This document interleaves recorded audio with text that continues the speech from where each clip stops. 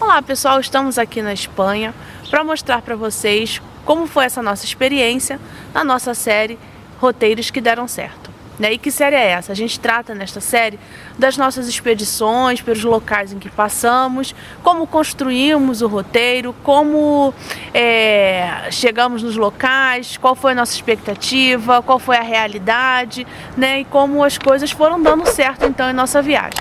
Vem com a gente conhecer um pouco então da Espanha.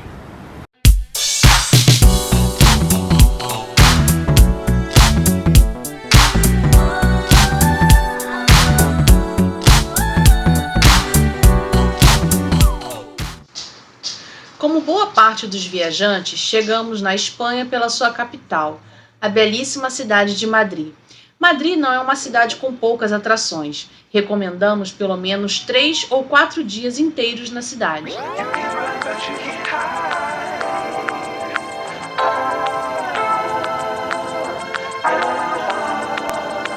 De Madrid nos dirigimos para Valência, uma cidade que não nos decepcionou em nada. Permanecemos na cidade por 2 dias inteiros. Um dia percorremos e exploramos o centro histórico.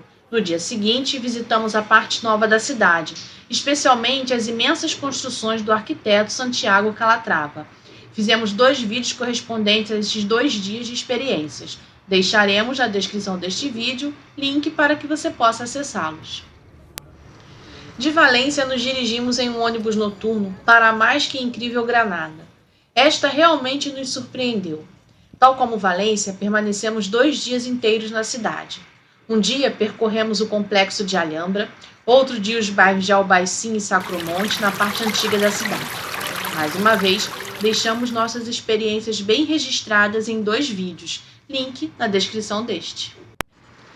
De Granada, seguimos o caminho do Mediterrâneo e nos instalamos na belíssima e quente Málaga. Quente, mesmo no inverno, lá encaramos 24 graus na estação mais fria. Permanecemos 2 dias inteiros na cidade, assim distribuídos.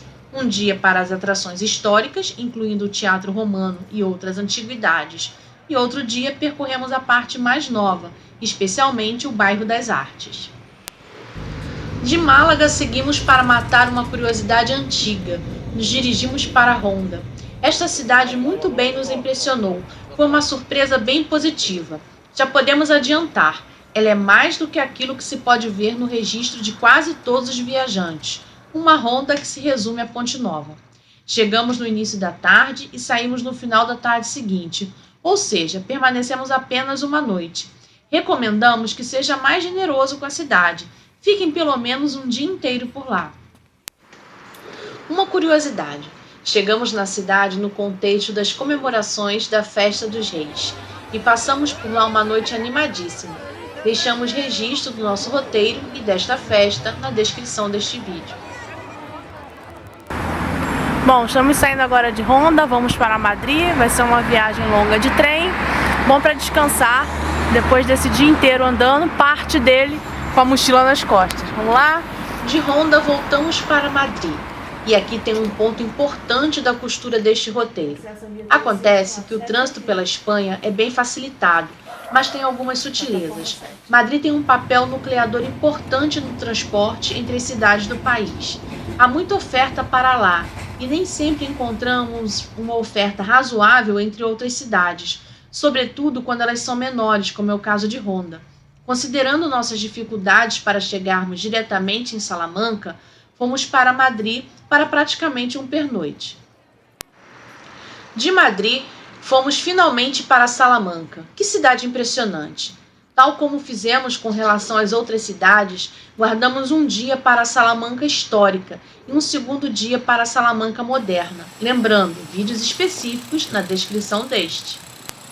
Em nossa última etapa de nossa viagem, saímos de Salamanca e fomos matar uma segunda curiosidade sobre a Espanha.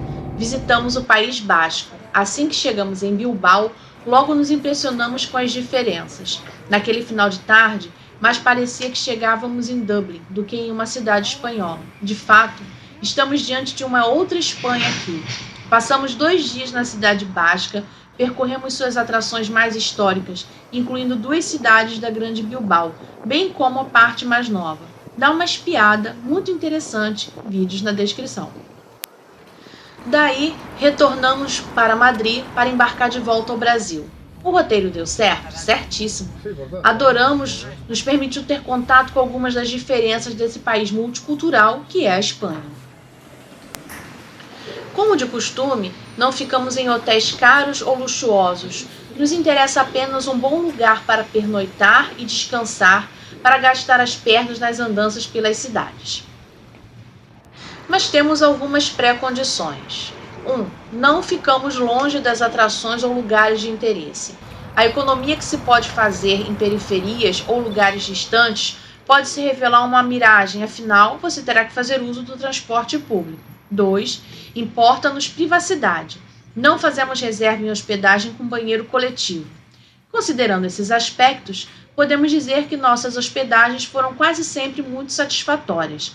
Atente que Madrid nos impõe um desafio, pois se hospedar na capital espanhola nunca sai barato. É preciso garimpar com cuidado. Para te ajudar, deixaremos na descrição deste vídeo o registro crítico de todas as nossas experiências de hospedagem durante esta viagem. A rede de transporte do país é muito boa. Há razoável oferta de transportes coletivos, seja nas cidades, seja intercidades. E é sobre este ponto que trataremos aqui. Adoramos trem, mas se compararmos o preço dos trens com os dos ônibus, praticamente em todas as situações, o ônibus se revela mais vantajoso. Para que tenha uma ideia sobre o que é viajar de ônibus pela Espanha, deixaremos na descrição deste vídeo uma avaliação que fizemos sobre o assunto, com foco na empresa Alsa, que cobra uma parte razoável do país. E o que mais? A Espanha é um país muito acolhedor.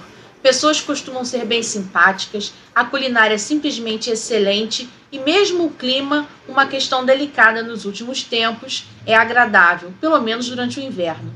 No verão, atente que você poderá enfrentar temperaturas muito altas em Madrid e especialmente em Andaluzia. Não despreze essa questão. Do mais, é curtir o país, pois ele é realmente maravilhoso. E boa viagem!